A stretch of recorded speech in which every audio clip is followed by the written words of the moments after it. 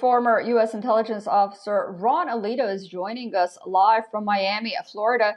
Thank you so much for joining us, Ron, on WION. Well, it seems like there are pieces of the puzzle coming together after this report by the Washington Post, which was initially allegedly shared on a platform by that whistleblower, Jack Teixeira. What do you make of all of this and the U.S. involvement, at least knowing far in advance that the Nord Stream 2 might have been blown up? Yes, hello. Well, what this intelligence report says is that Ukraine, the government of Ukraine, they had a contingency plan so they can try to blow the Nord Stream. So they have a plan, at least. It's not that they did it. It's not that they are the ones who blew the Nord Stream, but according to the leak and according to an European intelligence agency of a country, of a given country, is that the Ukrainians had at least a contingency plan. But this doesn't mean that they are the ones that did it. Actually, I'm inclined to believe Seymour Hersh. Seymour Hersh did a very deep investigation into this. And his conclusions are that the United States is the one that is behind the blow of the Nord Stream. And if we look at the evidence, we have Joe Biden, the President Biden, saying on camera about a year ago, saying that the United States will stop the Nord Stream. Victoria Nuland, the very high official at the State Department and the person who initiated the coup in Ukraine in February of 2014, she also said that the United States will stop the Nord Stream before it happened. And after it happened, after the Nord Stream was blown, Victoria Nuland went to Congress under oath. And she said that she's very happy, and the United States government is very happy that the Nord Stream is at the bottom of the sea, her literal words. So most of the evidence points to the United States. But what this report says is that the Ukraine, at least, they have a contingency plan to do it.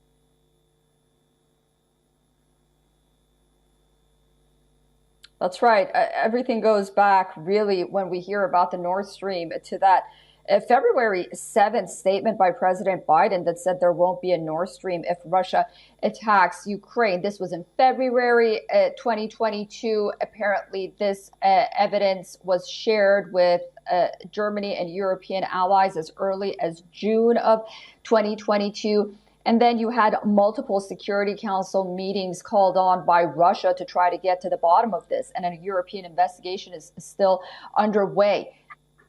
Does this put the war efforts by Russia into a new phase?